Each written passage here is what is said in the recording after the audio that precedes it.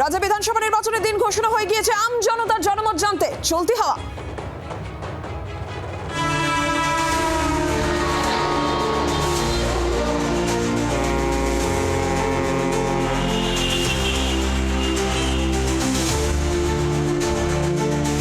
জি 24 ঘন্টার চলতি হাওয়ায় আপনাদের স্বাগত। আমরা চলে এসেছি পূর্ব বর্ধমানের বিখ্যাত বাণিজ্য কেন্দ্র শেয়ারা বাজার। আমরা এখানে এসেছি এখানকার মানুষের সঙ্গে কথা বলতে এবং জানতে চলতি হাওয়া কি বলছে ঠিক ভোটের আগে।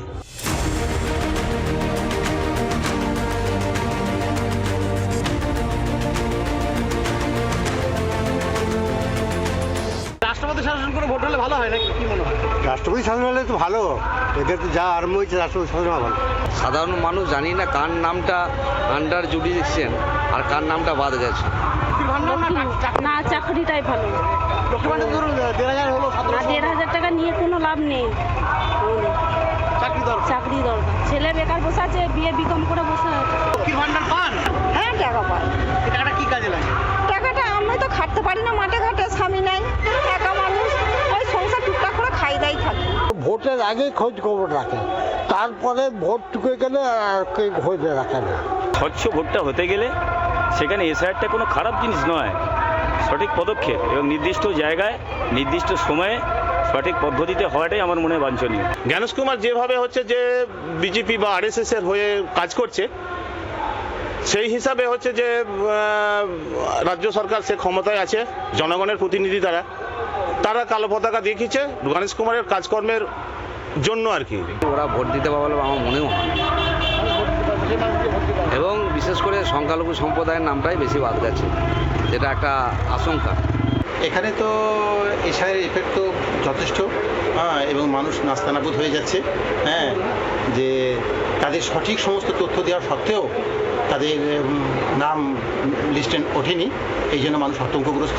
পশ্চিমবঙ্গ সরকার তো কিছু প্রকল্প ঘোষণা করেছে, যেমন ধরুন যুব সাথী 1,500 টাকা করে ছেলেরা পাচ্ছে, কীভাবে দেখছেন ব্যাপারটা? ভালোই, যুবদের ক্ষেত্রে তো ভালোই যে প্রকল্পটা ঘোষণা করেছে, সরকারি প্রকল্প। যুব ছেলেরা যেহেতু চাকরি বাড়ি পায় না, 1,500 টাকা করে পেলে তাদের উপকারই হবে। আমার একেবারে বেকার ভাবা নাই আমার, কেন সরকার তো কৃষক বন্ধু দিচ্ছে বলছে। শুনুন, বেকার ভাতা বহুবার করেছি, হয় নাই। কৃষক বন্ধু টাকা পায় না, একবার পেয়েছিলাম, আর পায় না, কী পরিমাণ হয়েছে। এই বয়সে যেতেও পায় না বিডিও অফিস, করতেও পায় না। এখানে ছেলেপুলেরা যারা আছে, পড়াশোনা যারা করেছে, তারা কাজকর্ম পাচ্ছে। ওই সবই তো বেকার, সবই তো বেকার। কাজের ক্ষেত্রটা তো ছোট হয়ে গেছে না। সরকার পক্ষ থেকে তো শুনছি যে তাদের দাবি যে না, যতক্ষণ পর্যন্ত এই মানে ভোটার লিস্ট সংশোধন না হচ্ছে ততক্ষণ পর্যন্ত যেন না করা হয়।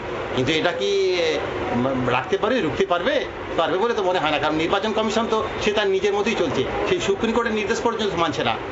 তাই তো একটা শঙ্কা থেকেই যাচ্ছে। রান্নার গ্যাসের দাম, তেলের দাম, জ্বালানি তেলের দাম বাড়ছে, কীভাবে দেখছেন সে ঘটনাটা?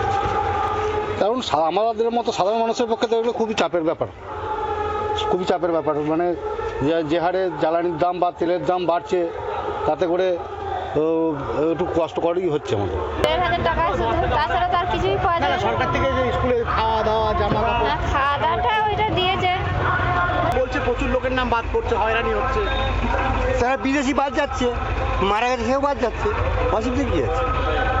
7টা ভোট আমার দেশের মানুষ দেশে থাকবে, বিদেশি লোক কেন এখানে থাকবে? বর্ধমান যাওয়ার ক্ষেত্রে তো অসুবিধা বটেই, কারণ আমাদেরকে আলিশা যেতে হচ্ছে, সেখান থেকে আবার টোটো করে যেতে হচ্ছে, এটা তো একটা আমাদের অসুবিধা, দীর্ঘদিনের অসুবিধে।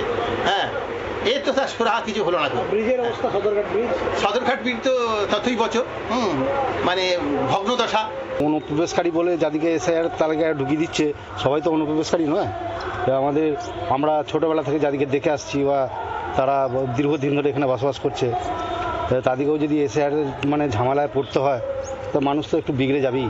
যারা বৈধ ভোটার, সেই বৈধ ভোটার দিকেও হচ্ছে যে একটা বাতিল তালিকায় রেখেছে, আন্ডার জুডিশিয়ালে রেখেছে।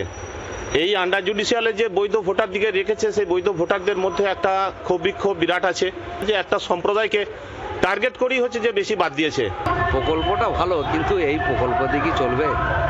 1,500 টাকায় কিছুই হয় না, একটা ইয়াং ছেলের কিছু হয় না, কাজ প্রয়োজন।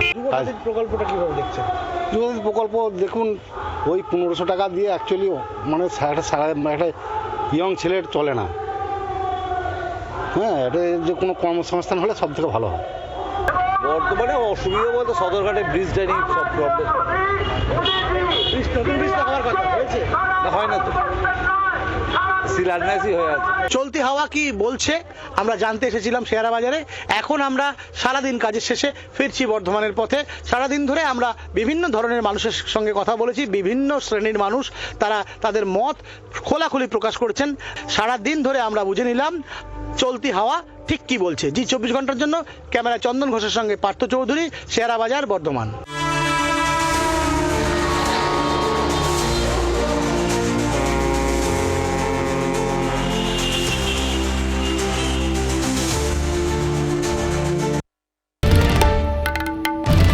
বাংলার আওয়াজ, বাঙালির আবেগ, জি 24 ঘন্টা।